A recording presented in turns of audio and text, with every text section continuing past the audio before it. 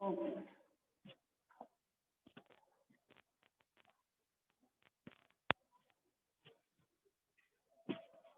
बेटा आज हमारा जो विषय रहेगा वो रहेगा आलेख लेखन।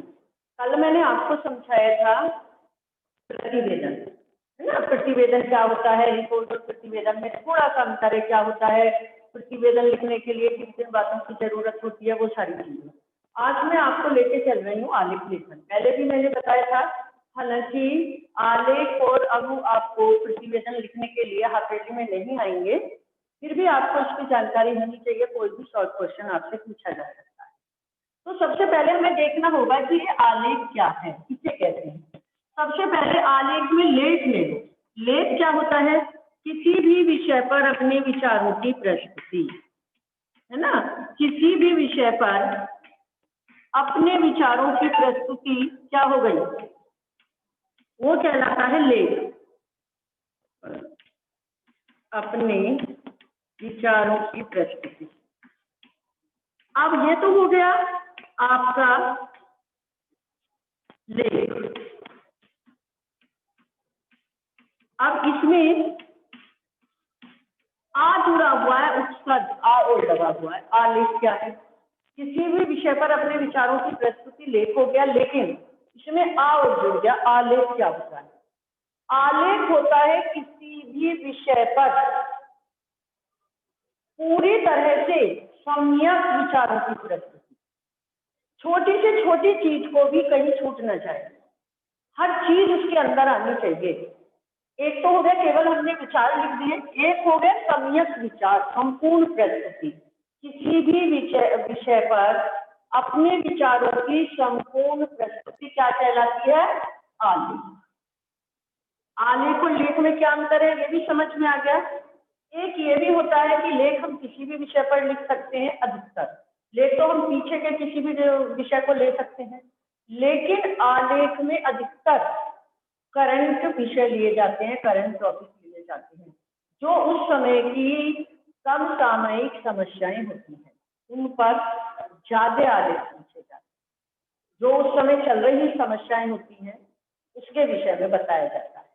तो ये इस तरह से आलेख क्या हो गया, आलेख हो गया किसी भी विषय पर अपने विचारों की संपूर्ण प्रस्तुति, सम्यक प्रस्तुति क्या कहलाती है, आलेख। अब आलेख के लिए भी वही जरूरी है कि अगर हम आलेख लिख रहे हैं तो आलेख किस पर लिख सकते हैं, हमारे विषय क्या हो सकते हैं। विषय वही हो सकते हैं जो मैंने पहले बताया, ज्वलंत समस्या हो सकती है ना। कोई भी समसामयिक विषय हो सकता है, कोई भी व्यक्ति हो सकता है जो महत्वपूर्ण व्यक्ति है, उस पर भी लिख सकते हैं। कोई भी घटना हो सकती है, उस पर भी लिख सकते हैं।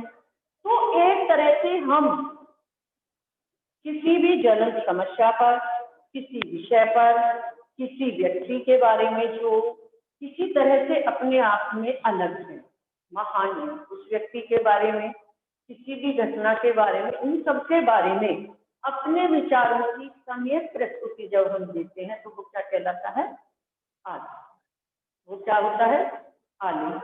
अब आलेख लिखते समय देखो, ये निबंध का एक छोटा रूप समझ लीजिए। ये निबंध में क्या होता है, अपने विचारों की प्रस्तुति। इसमें भी हम क्या कहते हैं, लेख भी क्या है, अपने विचारों की प्रस्तुति, और आलेख भी क्या है, अपने विचारों की प्रस्तुति, लेकिन उसकी पूरी तरह प्रस्तुति होनी चाहिए, कोई चीज उसमें छूट ना जाए, छोटी से छोटी चीज के बारे में बताना, वो होता है आपका आलेख। तो एक तरह से हम कह सकते हैं निबंध से मिलता जुलता रूप है, अपने विचारों, किसी भी विषय पर अपने विचारों को देना। अब इसके लिए इसको लिखने में किन बातों का ध्यान रखना चाहिए, जैसे कल भी मैंने आपको बताया था कि अगर हमें प्रतिवेदन लिखना है तो किन बातों का ध्यान रखना चाहिए। अब आलेख लिखना है तो किन बातों का ध्यान रखना चाहिए। आलेख में सबसे पहले हमें ये देखना होगा जो हमारी भाषा है सरल और सहज है। सरल सहज का मतलब है आलेख हो गया, प्रतिवेदन हो गया, फीचर आगे बताऊंगी फीचर, इन सबकी प्रस्तुति में सरल सहज भाषा का प्रयोग होना चाहिए। क्योंकि अगर हमने बहुत ज्यादा अलंकारिक भाषा का प्रयोग कर दिया तो जो आम आदमी है उसे नहीं समझ, तो जरूरी थोड़ा ही कि पढ़े, जो बहुत पढ़े लिखे हैं वो ही उसे पढ़े, एक सामान्य व्यक्ति भी जो कम पढ़ा लिखा है वो भी पढ़ सकता है। अखबार में आते हैं तो वो भी पढ़ सकता है, किसी और जगह कोई प्रस्तुति आई है उसे भी पढ़ सकता है। तो उसकी भाषा कैसी होनी चाहिए? सबसे पहले सरल, जिज्ञासा का भाव होना चाहिए। अगर जिज्ञासा नहीं होगी, ऊपर की लाइन पढ़ने पे ही उसे ऐसा लगने लगा इसमें कुछ नहीं है, तो वो अंत तक क्यों पढ़ेगा? अंत तक पढ़ेगा ही। तो इसमें जिज्ञासा का भाव होना चाहिए, भाषा सरल सहज होनी चाहिए। और एक बात और, इसे लिखने के लिए कोई निश्चित तो नहीं है, लेकिन ये 100 से 150 200 शब्दों तक आप आलेख लिख सकते हैं। कोई निश्चित ये नहीं है, जैसे कल प्रतिवेदन में बताया था, प्रतिवेदन में तो कोई लिमिट नहीं थी, क्योंकि प्रतिवेदन अलग अलग तरह के थे, रिपोर्ट अलग अलग तरह की थी, तो कम ज्यादा वो उसके अनुसार बताया था कितने भेद थे। इसमें लगभग 150 शब्दों के आसपास हम आलेख लिख सकते हैं, लेकिन 150 में भी ये जरूरी नहीं है आप गिनने बैठ जाओ, एक एक शब्द गिनो, ऐसा नहीं है। इसे हम 150 से थोड़ा ज्यादा भी हो सकते हैं, थोड़ा कम भी रह सकते हैं। तो लगभग, मैंने कहा लगभग इतने शब्दों में अपनी प्रस्तुति देनी चाहिए। अब इससे ज्यादा भी हो सकते हैं, केवल इतना ही नहीं कि 150 200 ही शब्द है, 200 शब्दों तक भी हो सकते हैं। तो कुछ ये बातें हैं जो निबंध से मिलती जुलती है। जैसे आपको किसी विषय पर निबंध दिया जाता है, आप निबंध लिखते हो ना, उसी तरह आप समझिए कि आपका आलेख है। लेकिन आलेख में अंतर क्या है? एक तो पूरे विचारों की प्रस्तुति, दूसरा आपका जो विषय है अधिकतर वो करंट होगा, समसामयिक होगा, उस समय का होगा। लेख में तो आप कहीं का भी विषय पुराना भी ले सकते हैं, लेकिन आलेख जो लिखा जाता है ज्वलन समस्या, जो उस समय की ज्वलन कोई समस्या चल रही है उस पर। अब कौन सी समस्या चल रही है बताइए आप, कौन सी समस्या चल रही है? मैम कोरोना काल, कोरोना महामारी से जूझ रहा है, सारी अर्थव्यवस्था ठप हो गई है, लोगों का जीवन रुक गया है, जो विद्यार्थी हैं उनका जीवन कहीं रुक गया है, धीरे धीरे शुरुआत की जा रही है।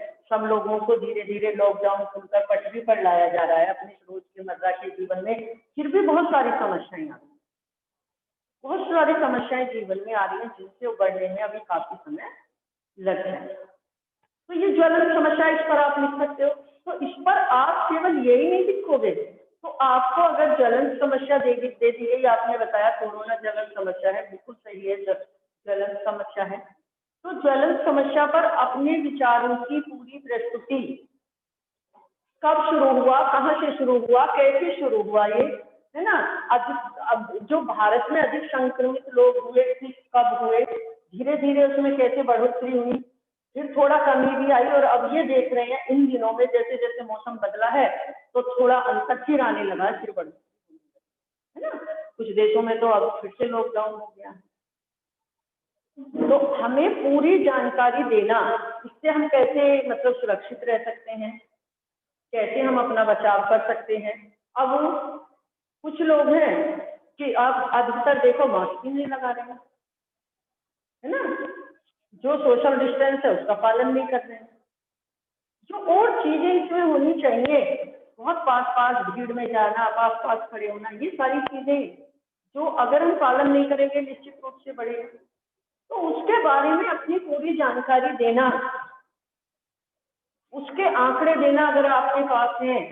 लेकिन एक इसमें पॉइंट ये भी आएगा लिखते समय कि आलेख में हमेशा सत्य बात का वर्णन करें। अगर कहीं आपको कोई कंफ्यूजन है, निश्चित नहीं है, संदेह है, तो उस बात को या तो निश्चित करें क्या होगा, वरना कंफ्यूजन वाली कोई बात इसमें ना, सत्य होनी चाहिए, सत्य घटना होनी चाहिए, सत्य बात होनी। अगर आप आंकड़े दे रहे हो तो आंकड़ों में भी आपको इतनी सच्चाई होनी चाहिए कि आप बता सको कि मार्च से शुरू हुआ था, अप्रैल में, मई में, जून में कितने आंकड़े हुए, कितने बढ़े, कितने घटे, दे सकते हो, दे सकते हो। भाषा सामान्य होती है, रोचक होती है, क्योंकि अगर भाषा सामान्य और रोचक नहीं होगी तो उसे कोई भी पढ़ना नहीं चाहेगा। कोई पढ़ना चाहेगा, जिज्ञासा का भाव होगा, नहीं होगा, कोई पढ़ना नहीं चाहेगा, भाषा रोचक नहीं होगी, कोई पढ़ना नहीं चाहेगा।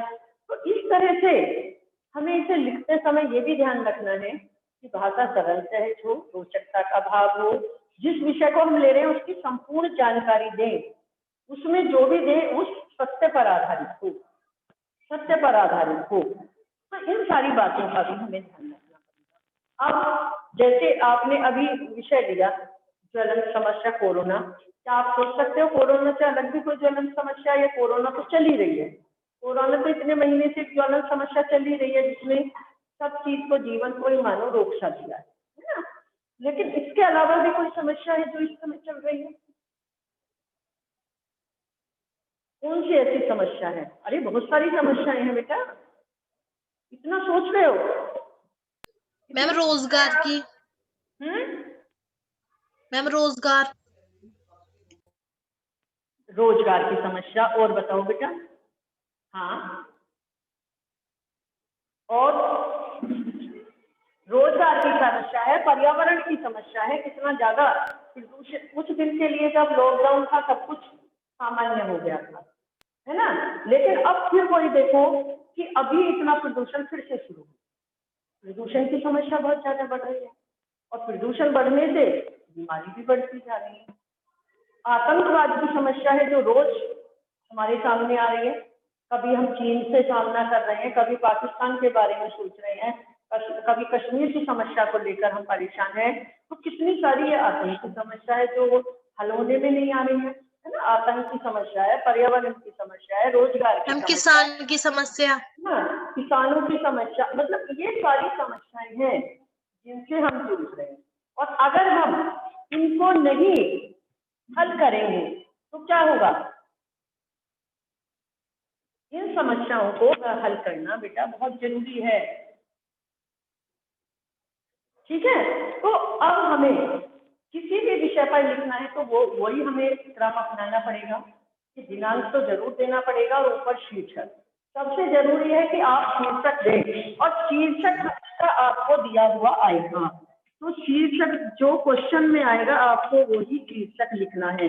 अगर आपने शीर्षक डालकर लिखना शुरू नहीं किया तो मार्क्स कम मिलेंगे। सबसे जरूरी है, ऊपर चाहे क्वेश्चन दिया हुआ है आपको, लेकिन क्वेश्चन के बाद भी आपको शीर्षक डालना। अब माना आप कोरोना की समस्या ले रहे हैं, है ना। अब उसका अच्छा सा एक टॉपिक बनाओ ना, कोरोना महामारी से जूझता विश्व, या जूझता भारत, या जूझता हमारा देश, या आप कोरोना पर विजय पाएंगे हम। जो भी आप बनाएंगे कोरोना से संबंधित, लेकिन उसमें आपकी पूरी जानकारी होनी चाहिए। कोरोना के शुरुआत से लेकर छोटी से छोटी चीज से लेकर कैसे बचाव हो सकता है, कैसे हम उससे मुक्त हो सकते हैं, किन बातों का हमें ध्यान रखना चाहिए, है ना। तो ये सारी चीजें आपको देनी पड़ेंगी, और मैंने उसमें बता दिया कि आप उसमें कोई ये वर्ड लिमिट बिल्कुल फिक्स नहीं है कि हमें 50 शब्दों का लिखना है, 60 100 150 शब्दों तक, 200 शब्दों तक हम इसे लिख सकते हैं, ठीक है। तो ये हो गया आपका आलेख कि हम कैसे आलेख लिखें, और आपको आलेख जो लिखना है वो इसी समस्या पर लिखना है, कोरोना से जूझता विश्व, कोरोना महामारी से जूझता विश्व। वैसे कॉपी में आप शेयर में करेंगे, लेकिन इस पर आपको पूरी तरह ये देना होगा, शुरुआत कैसे हुई, कहाँ से आया, भारत में कब इसकी ज्यादा जो कोरोना की समस्या कब कब आई, इसके कुछ आंकड़े भी उसमें इतने रहे, इतने प्रतिशत रहे, नहीं दे सकते हो, वर्तमान में क्या स्थिति है ये भी दे सकते हो, है ना। 2-3 पैराग्राफ में आप उसका वर्णन कर सकते हैं।